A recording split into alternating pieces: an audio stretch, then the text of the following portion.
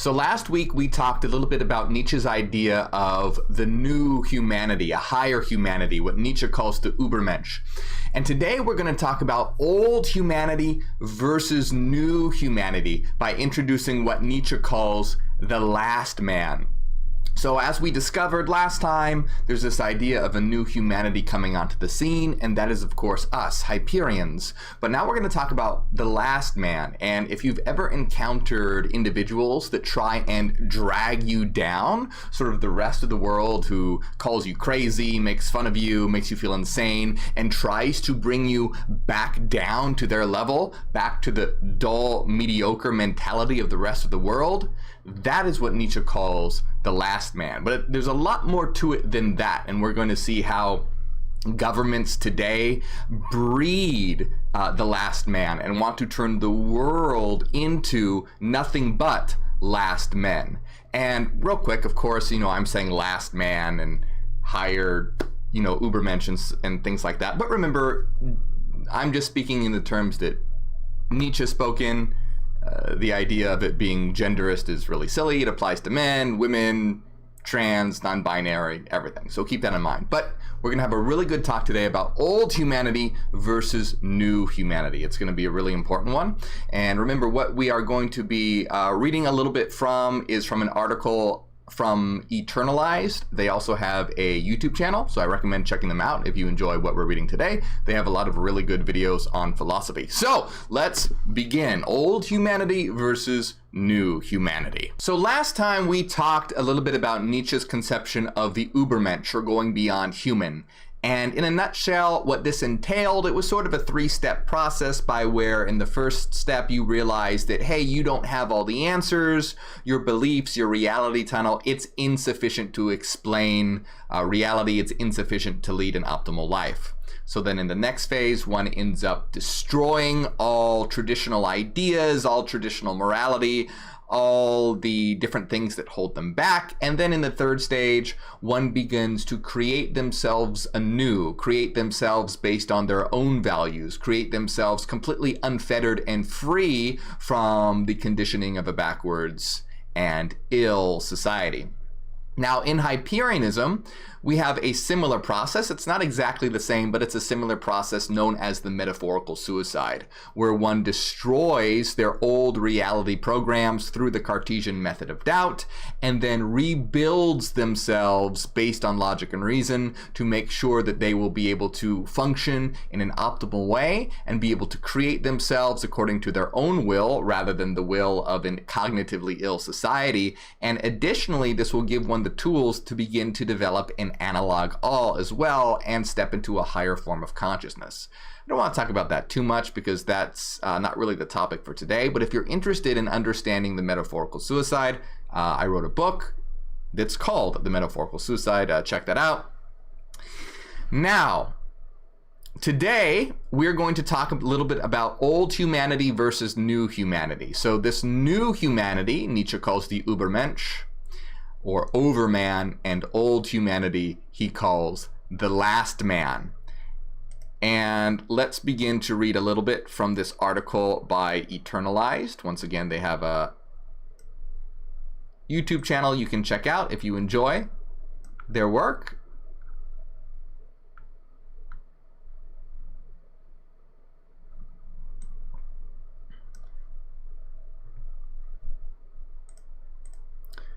So, in Thus Spoke Zarathustra, and if you didn't see last stream, what is Thus Spoke Zarathustra? Nietzsche wrote this story about kind of like a prophet named Zarathustra who goes to deliver the message of the ubermensch, or the overman. So you have this sort of, kind of written in a biblical style, this story where you have this individual named Zarathustra who's going around teaching people about the Overman through parables and stories. Just keep that in mind as we read. So in Thus Spoke Zarathustra, the Overman makes his most important public appearance, together with the eternal recurrence and the will to power, which has not been fully developed either before Zarathustra expounded upon them. After Zarathustra's descent from the mountains, he arrives at a town, where he found a crowd assembled in the market square. For it had been announced that a tightrope walker would be appearing, and Zarathustra thus spoke to the people. So basically, you have the character Zarathustra, who's sort of this enigmatic figure who comes down from the mountains and talks to the people in the town square, where there's going to be a tightrope walker. Remember, this is all just a story. This isn't something that actually happened. Nietzsche is using this as a vehicle to deliver his message. Now, this image of a tightrope walker is going to be very important, because you can even see in the thumbnail of this video, I've used an image of someone traversing across a tightrope or some kind of plank between two cliffs. And this image is really important for Nietzsche and his conception of the last man and the Overman, or even just humanity in general and the Overman. And let's find out more about that as we read.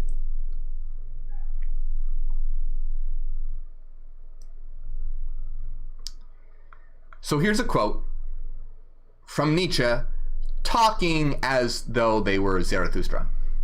I teach you the Overman. And remember, the Overman is Nietzsche's conception of a new humanity, a new kind of humanity. Man is something that should be overcome. What have you done to overcome him?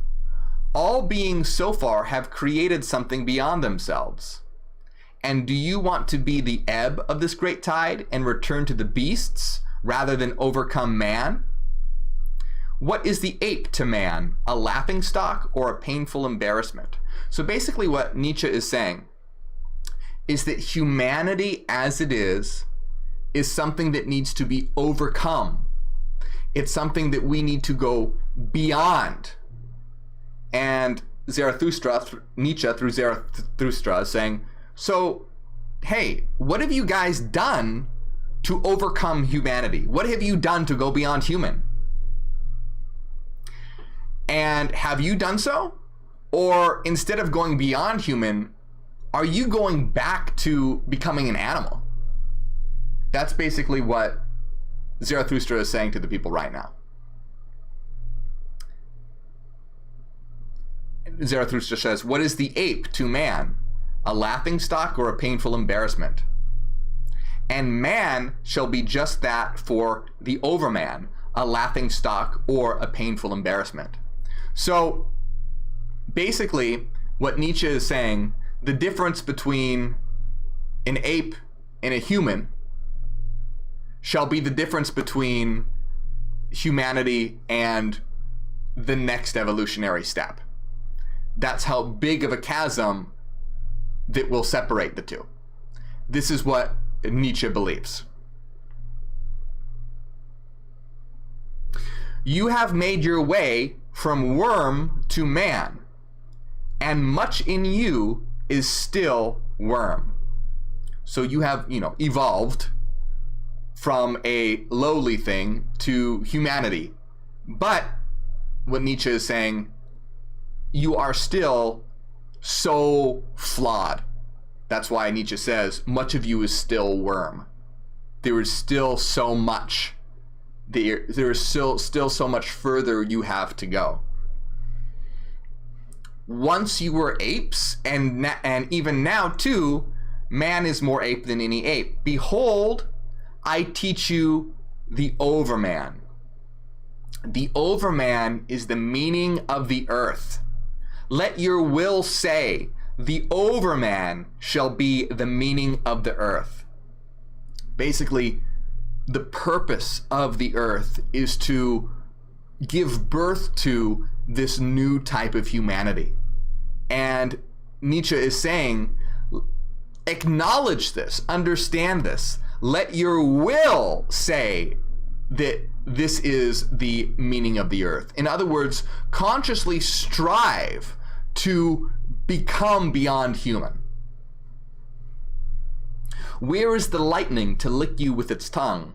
Where is the madness with which you should be cleansed? Behold, I teach you the Overman. He is this lightning. He is this madness. So you have this idea of this beyond human being this powerful flash of lightning. So this is what Nietzsche is saying through his character of Zarathustra to the crowd. And of course, this is an analogy and a parable for trying to tell humanity as it is today that they need to go beyond human, that there's a new type of humanity coming on the scene. And we, of course, know that that new type of humanity is us, Hyperions, those who go beyond human. We are the next evolutionary step. And this is what we have been saying and what Nietzsche predicted would occur. Now, so Zarathustra is saying this to the crowd. The people, however, fail to understand him and burst out in laughter. Nietzsche is imparting this knowledge to the crowd through the story of Zarathustra, and they don't understand. They burst out in laughter.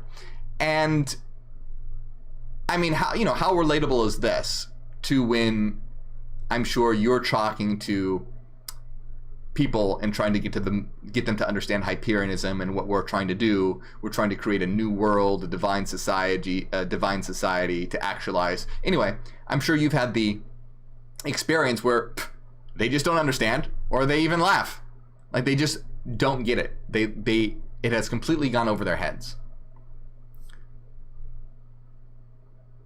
So they don't understand. They burst out in laughter. And remember, there was supposed to be a tightrope walker that's coming along.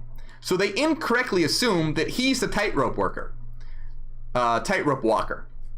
So they think that Zarathustra is the performer that's supposed to be showing up.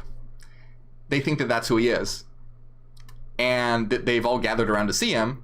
And they tell him that he should get to work. But the tightrope walker, who thought that the words applied to him, set to work.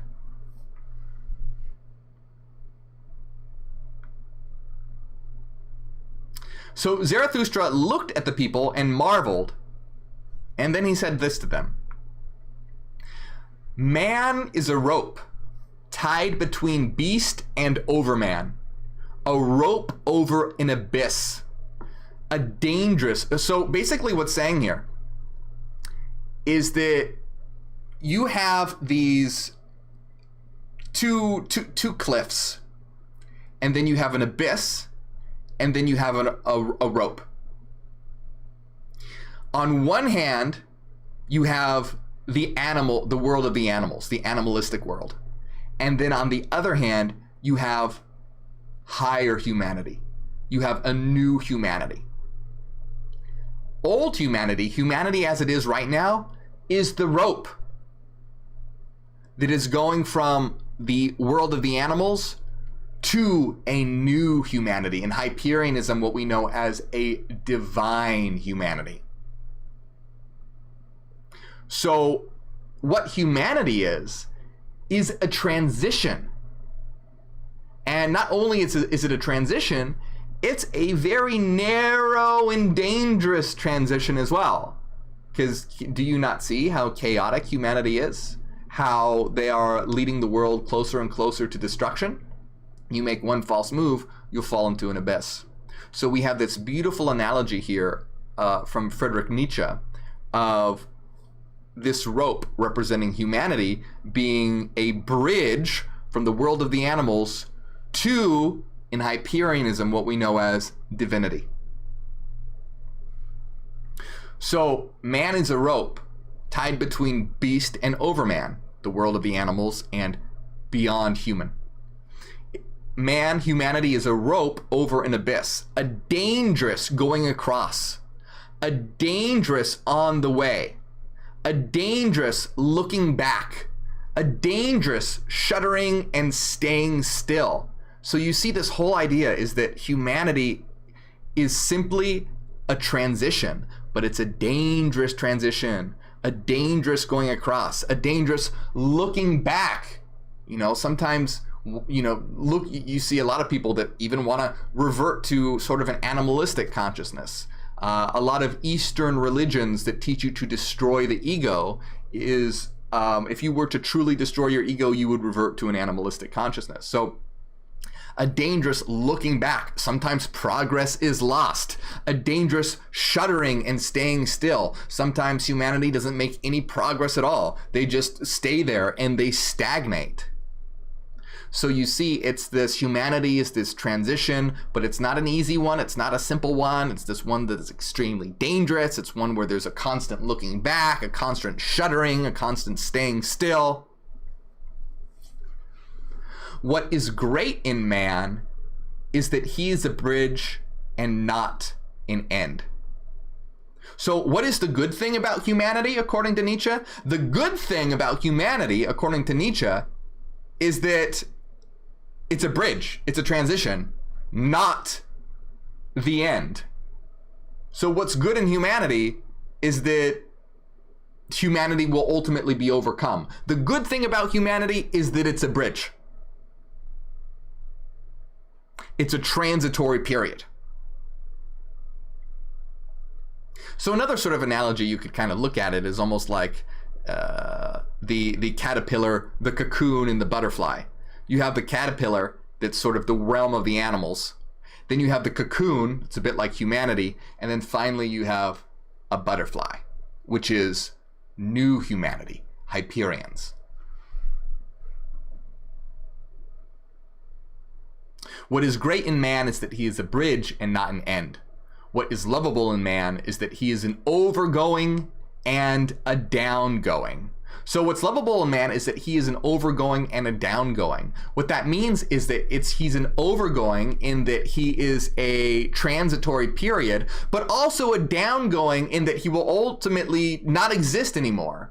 Ultimately, humanity will no longer exist and be taken over and given way to the new humanity, which is really so far removed from humanity. This is why I emphasize calling it Hyperion, because it's so far removed from humanity that you might as well not even call it humanity anymore. It has been overcome. And one thing I just want to say again is that, remember, in Hyperionism, we don't use genderist language. We don't say he, or like it only applies to the male. Right? No, this is male, female, and when we're talking about gender, it doesn't matter if you identify as male or female or non-binary or trans or whatever. That's all acceptable. It's all humanity. I just want to make that clear because Nietzsche says he and him a lot, and I'm reading it as Nietzsche wrote it. I just want to emphasize that doesn't apply to the way we think about things. All right, so I identify as non-binary. There are so many non-binary, trans, and LGBTQ people part of the Hyperion community, as well as cis as well. So I want to emphasize that because Nietzsche writes in these terms, and I am speaking as Nietzsche wrote it, and I don't want to make things too complicated by having to completely redefine everything. But anyway, so the original text in German of Thus Spoke Zarathustra contains a great deal of wordplay that's lost in translation. Zarathustra's descent from the mountains as the solitary wanderer symbolizes his downgoing, or Untergang, as he wishes to share his wisdom with humanity after remaining in solitude for 10 years. However, this descent is also contrasted with his overgoing, or Übergang, and overcoming, Überwindung, both of which evoke the Overman, Ubermensch. In other words, one's self-overcoming necessarily involves a going under. The Overman cannot be dissociated from the conception of overcoming. It is repeated again and again throughout the book that man is something that should be overcome, and the man who has overcome himself has become the Overman. So, yeah, what's critical to understand that it is an overcoming of oneself. It is going beyond, going higher. It is about, in Hyperionism, what it's about. I mean, I can't say it in a nutshell what it is about in Hyperionism because, watch all my videos, watch all my books to get an understanding. But in a nutshell, it's about destroying one's old faulty reality tunnel, one's old faulty version of what you understand yourself and reality to be, and replacing it with a higher understanding of what existence truly is, and having the power to be able to create yourself. And ultimately, it involves so much more, such as the development of the analog all. And this is why Hyperianism is so important, because it gives you the tools and information that you need to not only create yourself, but to step into a truly higher sense of awareness. So this is why it's really important, I can't emphasize it enough, how important it is in Hyperianism to understand the avatar, the monadic, and absolute forms of consciousness, these three perspectives, and how they work together. And this is why the tri-scale, this, triadic perspective, can be a constant reminder of the striving to understand these different perspectives. But anyway, I'm digressing because that's not what Nietzsche talks about. Nietzsche specifically is interested in talking about how to create oneself, how to overcome oneself, how to overcome one's own limitations, how to overcome the limitations of humanity, how to overcome the limitations of tradition, how to overcome the limitations of moral absolutism, how to overcome the limitations of societal and cultural standards, being free of all those shackles to be able to truly create oneself and become a powerful, overcoming version of oneself. And that's why in Hyperianism, we don't say be yourself, we say become yourself. Create, destroy, become. Destroy your old self, create your new self, become your true self. Becoming being the synthesis of destruction and creation, if that wasn't clear. You have to synthesize both destruction and creation to become. Becoming is the synthesis of creation and destruction.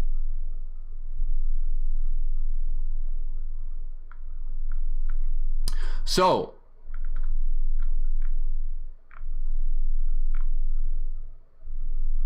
the Overman and the last man.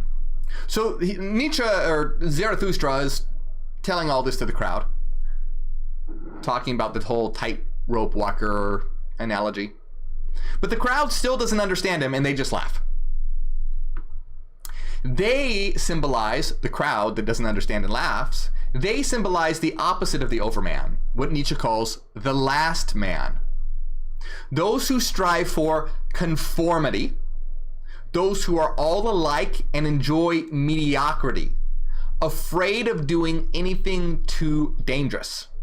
They are perfectly happy to be virtually the same as everyone else. They think that they have discovered happiness and blink. So Nietzsche uses this idea of blinking, and what blinking really sort of means is, have you ever seen cartoons? I think they do this in The Simpsons a lot. I mean, The Simpsons is kind of dated. I haven't seen that show in forever. But there's these shows, a lot of times in cartoons, when they want to symbolize that someone is stupid, they just kind of blink, right? Like to symbolize that they don't understand anything, they don't know what's going on. Imagine they have this sort of intellectual character describing something, this guy describing a mathematics equation or something to an ignorant individual, and you can imagine them just sort of standing there going, uh-huh, and blinking. That's sort of what Nietzsche means by they blink. They think they've discovered happiness and they blink. They don't. They're ignorant. They're foolish. So the last man. So you have this idea of higher humanity and going beyond human, symbolized by Nietzsche as the Overman or ubermensch. For Nietzsche, the opposite of that is the last man. So you can understand what it means to go beyond human by understanding its opposite. So the last man is all those who strive for conformity. Those who go beyond human don't want to be like everyone else. They want to create themselves. They aren't looking for conformity. The last men are those who are all alike and enjoy mediocrity. The Overman is not. Those who go beyond human don't enjoy mediocrity. They don't enjoy the average. They don't enjoy what is all the same. They want to be the best versions of themselves, and as you carve out the best version of yourselves, well, you become different from others because you become an independent and unique expression. Now, that doesn't mean that we don't operate in a powerful collective. We absolutely should. But that does not mean we want to be all the same. We can be united in difference. That's absolutely possible. We can all have a united vision and a united goal and working together, but we can all express ourselves in different ways. For example, we can all be about creating ourselves and actualizing ourselves, and we can all be about reaching the omega point and creating a society of the divine. So we're united in that goal, we're united in that rational goal, united in reason. But guess what? We're all different in how we do that. Some of us might be doctors. Some of us might be brilliant artists. Some of us might be mathematicians. Some of us might be psychiatrists. Some of us might be therapists. And essentially what this means is we all are united under a common goal, a common teleology, but we are all extremely unique in how we go about doing that.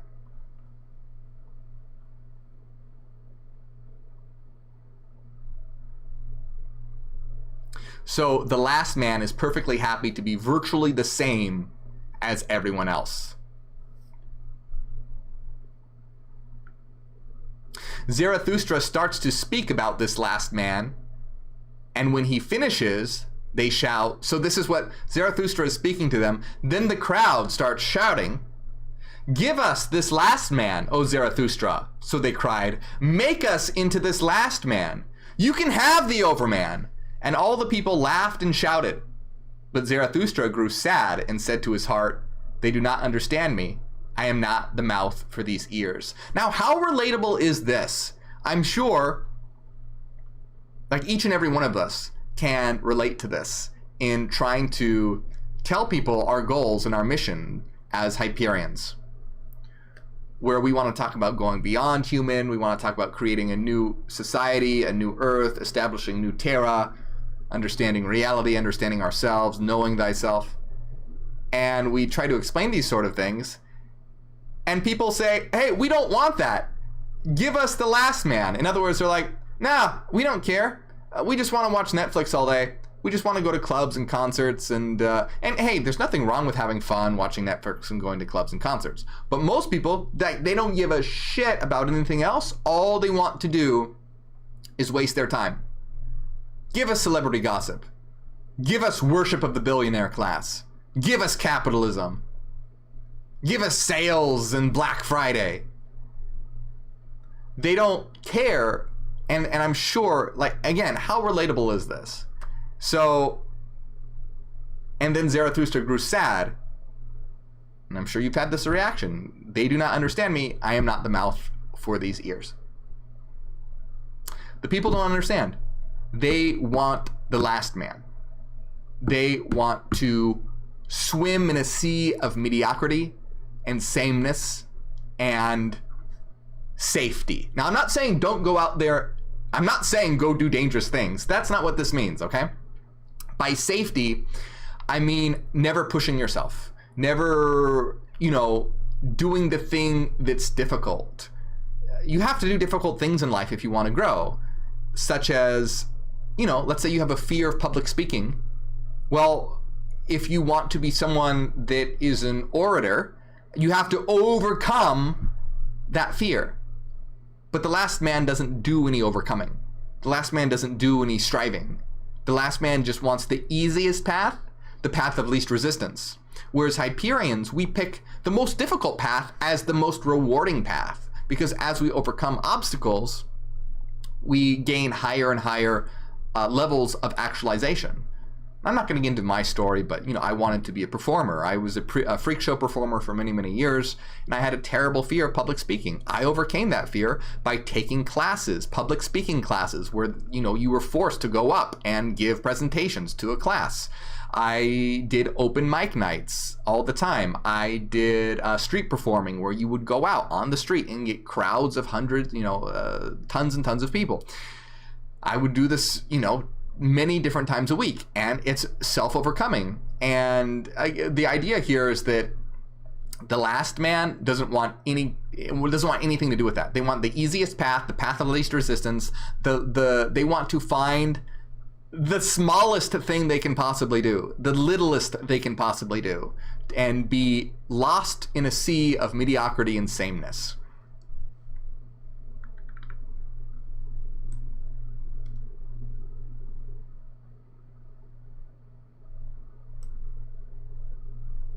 So, in the meantime, the crowd is fixated on the tightrope walker. Just remember, they had all gathered in the square to watch the tightrope walker. So they're fixated watching on the tightrope walker, who has just reached the middle of the course of his dangerous crossing. And this symbolizes mankind's progress between beast and overman, or the animalistic world and a new beyond human world. Suddenly, a jester comes out behind him and teases him. He eventually emits a cry like a devil and springs over the tightrope walker standing in his path. The latter, who saw his rival thus triumph, lost his footing, and he threw away his pole and fell. So Zarathustra rushes over to the badly injured but not yet dead man and says, "I've known for a long time that the devil would trip me up. Now he's dragging me to hell. Are you trying to prevent him?" "On my honor, friend," answered Zarathustra, "all you have spoken of does not exist. There's no devil and there is no hell. Your soul will be dead even before your body. Therefore fear nothing anymore." The man looked up mistrustfully. "If you are speaking the truth," he said, "then I leave nothing when I leave life. I am not much more than an animal." "Not so," said Zarathustra. "You have made danger your calling. There is nothing in that to despise. Now you perish through your calling, so I will bury you with my own hands." When Zarathustra had said this, the dying man replied no more, but he motioned with his hand as if he sought Zarathustra's hand to thank him. So Nietzsche indicates that the tightrope walker who risked his life, contrary to the mediocrity of the last man, had lived an admirable life. In fact, one of the characteristics of the Overman is the ability to confront danger. So basically, what is happening is the tightrope walker is symbolizing the quest from going beyond human. Now, ultimately, the tightrope walker fails and dies, but Nietzsche is saying, or Zarathustra is saying, your life wasn't wasted. All those who were part of the last man and mediocrity, who lived a safe life, they have wasted their lives. You haven't failed because you made progress. You brought the world closer. You were bringing humanity closer. You were making that progress from that dangerous transition to something new and something higher. Ultimately failed, but you made progress. So your life was not in vain. Those whose lives were truly in vain were those who did absolutely nothing. So Nietzsche says through Zarathustra, I love those who do not know how to live except their lives be a downgoing, for they are those who are overgoing. This danger to the bridge to the Overman, in one of Nietzsche's most popular phrases, he says, for believe me, the secret for harvesting from existence the greatest fruitfulness and the greatest enjoyment is to live dangerously. Nietzsche evokes the figure of man as that of a tightrope walker. In man, there is both creator and creature, the human and the all too human, but also the human superhuman. This is, of course, a variation of the earlier human all too human, which Nietzsche had intended to brand our animal nature. The human superhuman then refers to our true self, and the Overman is the one who has acquired self-mastery. So I love this saying here where it says, in man there is both creator and creature. In being human, You are both creature and creator, in that we still have all these animalistic leftovers. So in that sense, we are still creature. But we are also creating ourselves and overcoming ourselves. And in that sense, we are creator. So really, what we are striving to do is overcome our animalistic nature and even overcome what we might call our humanistic nature and ultimately becoming beyond human or becoming Hyperion. Now, that doesn't necessarily so much mean destroying, but rather in integrating. For example, we have a lot of animalistic urges. We don't want to deny those animalistic urges. What an overcoming means is not to deny them, but to rather integrate them in a healthy way. And we know this through Jungian psychology and understanding of the shadow. If we try to just destroy or deny or cut off, it just becomes stronger. So same thing with regarding our animalistic nature. We don't want to deny or destroy. We want to overcome by a healthy integration, which means dealing with it in a healthy way while not allowing it to rule our lives. We can gain a lot of pleasure by engaging in animalistic behavior, but only if we do so in a way where it's healthy and in a way where we are using that to explore and express that side of us and explore and understand and experience that aspect of reality, not letting it control us, not letting it take over our lives. That's how we are on this path of overcoming. Now, also, I want to just emphasize real quick, when Nietzsche says live dangerously and all that, remember, in Hyperionism, we're not saying go out and do something dangerous. Don't do dangerous things, okay? Be safe. What it means is to take yourself outside of your comfort zone. Do the thing which is difficult. Like I used the example of engaging in public speaking. Don't be afraid to do those things that are hard. Take that course that seems difficult. Go to that event. Take those lessons. Strive to learn that thing that's hard. Do the difficult things. Do the things that are hard, because that is what will carve you into your true self as you actualize and become and create yourself. You are this work of art that you need to put in the time and effort to make more and more divine, more and more expressed. So, one thing that I really want to emphasize here is that this becomes really important, the dichotomy between the last man and the ubermensch, or the overman, because this is very pertinent to Hyperionism, because this is basically the difference between Hyperions and the rest of humanity. Hyperions are those who are overcoming and becoming beyond human. The rest of humanity is the last man.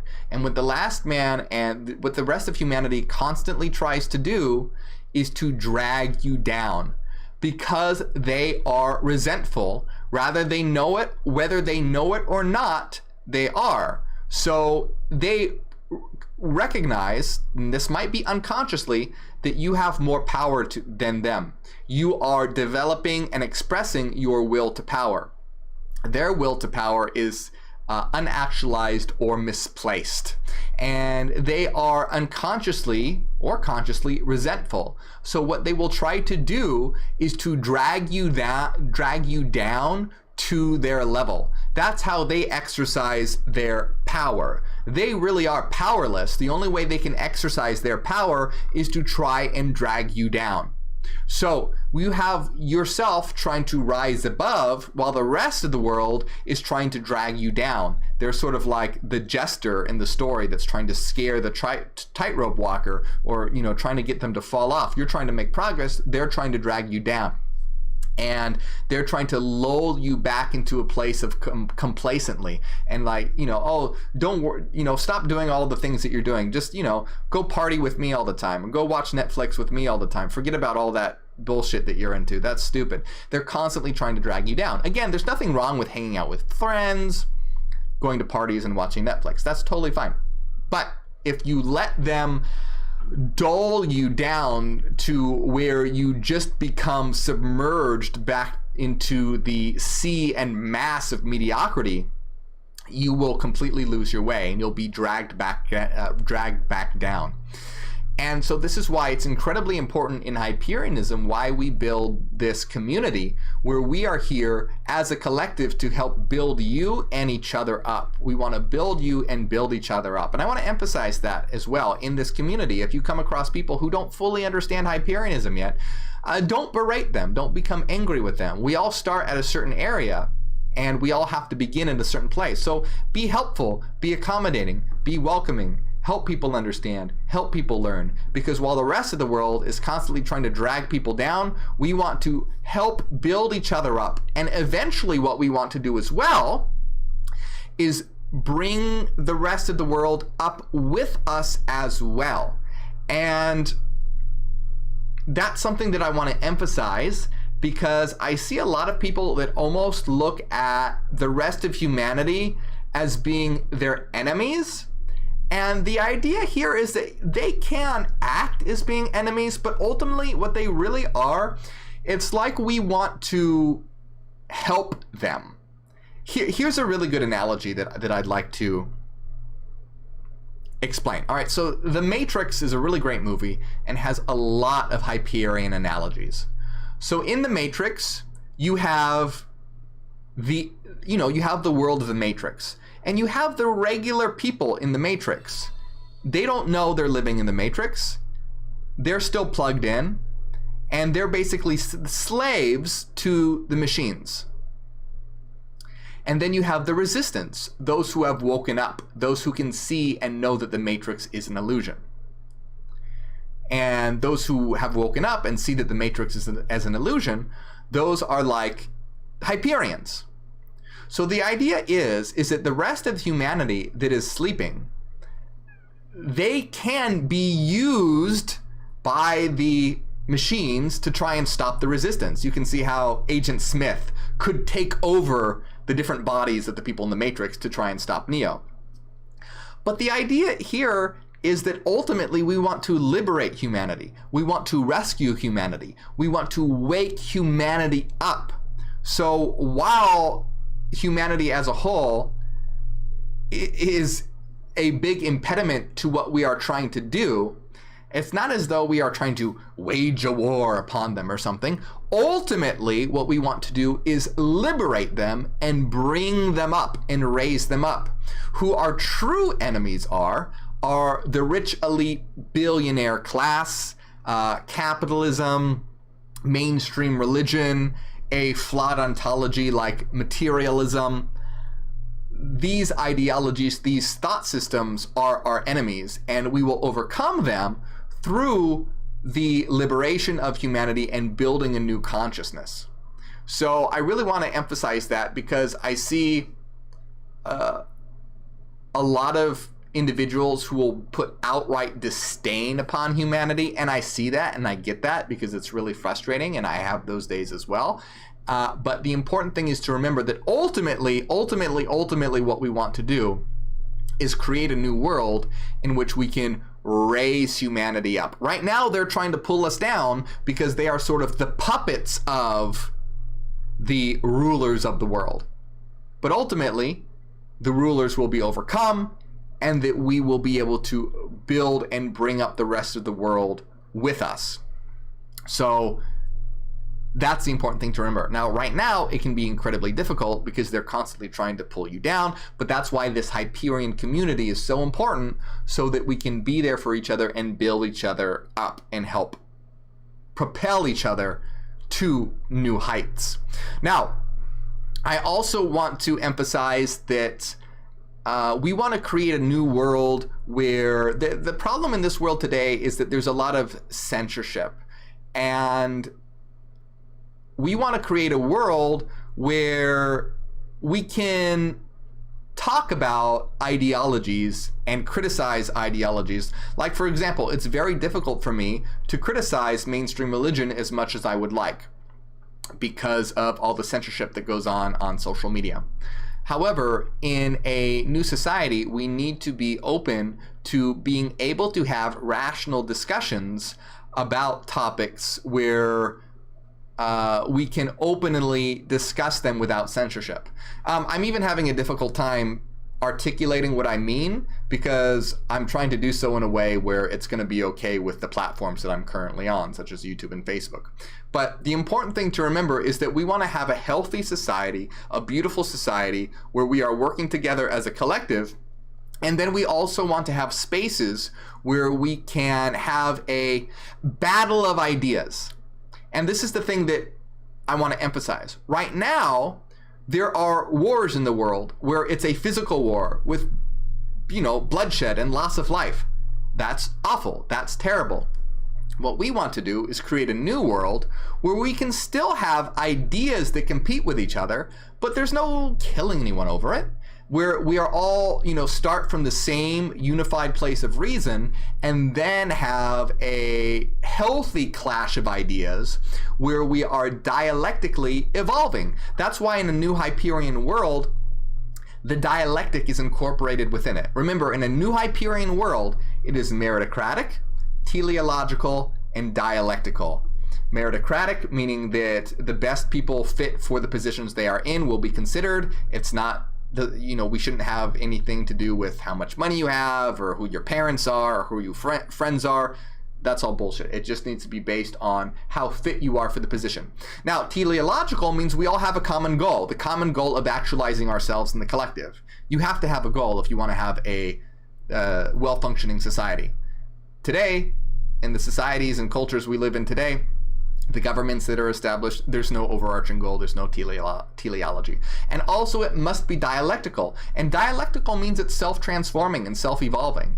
That means within the system itself, we need to have this constant conversation and war of ideas, not a literal war, but within itself, we have to constantly have this clash of ideas so that ultimately the best ideas will triumph and the system will be self-correcting and self-evolving within itself. An easy way to say this is kind of like we need to have revolution built into the system, where the system is constantly having revolutions within itself in a healthy way, not in a physical warlike way, but in a way of ideas. That's a really simplistic way to put it, so don't take that analogy too far, but essentially it needs to be a dialectically evolving where the system is constantly changing and not stagnant and not the same, where the best minds rise to the top and can help society evolve in a progressive way. Instead of having, look at the world today. It's run by old, decrepit men who are running on a morality that's, centuries out of date. Now, not to say that age plays a factor in a new society. It will be based solely on your ability to form and progress society. Age doesn't play a factor, but I think you get the idea of what I'm saying is that the world today is, a patriarchal world. It's a world where it's based on stagnant old ideas that are century years old. We need to have a fresh new system that's constantly transforming, constantly growing, constantly evolving. And to be able to have this happen, we need to have a healthy conversation of ideas where we aren't constantly having irrational censorship, where, like, for example, I have a very difficult time even being able to criticize mainstream religion because of all the censorship that occurs today. And that's absolutely unacceptable. Now, another thing to remember is that today, this world is actually manufactures what Nietzsche described as the last man. That's what the government, the culture, and societies of today do. They churn out last man. They want the entire world to become a world of last men. So do you see where the world today and the rulers of the world today and the governments of today and the societies of today, what will ultimately happen? They will create a world of last men, What do we want to do? We want to create a world of the ubermensch. Now remember, I'm using Nietzsche's terms here. In Hyperion terms, we want to create a world of Hyperions. We want to create a rational world, those who have achieved absolute consciousness, and we want to bring humanity up with us. We don't want a world of mediocrity. We don't want a world of sameness. We don't want a world of blandness. We want a brilliant, vibrant, new future where we are all striving to create the best versions of ourselves and creating a healthy collective at the same time. So, whereas the world as it currently stands churns out mediocrity and blandness and sameness, we, in our unconquerable citadel on the hill, New Terra, will be the ones that rise up as new humanity, as those who never want to be a part of the herd mentality, never want to be a part of mediocrity, but instead have created ourselves into something brilliant and beautiful and beyond human, Hyperion, and have become and are becoming divine. And then our goal will be to take the rest of this bland, mediocre world and raise them up with us so that we can have a transformative world, a brilliant new future that will finally have traversed that dangerous crossing of the tightrope, reached the other end, and have achieved our divinity in New Terra. I'm going to give a big shout out to all the supporters on Patreon, especially Timothy, Renaissance Fairy, Jordy, and Liam, and all our top supporters here. You guys are awesome. If you enjoy my work, consider supporting on Patreon. You get access to our weekly secret live streams, and with all the censorship on YouTube and Facebook, etc., Patreon is the best way to support my work so that I can continue to create. It means the world to me. So thank you, my friends. I appreciate it very much.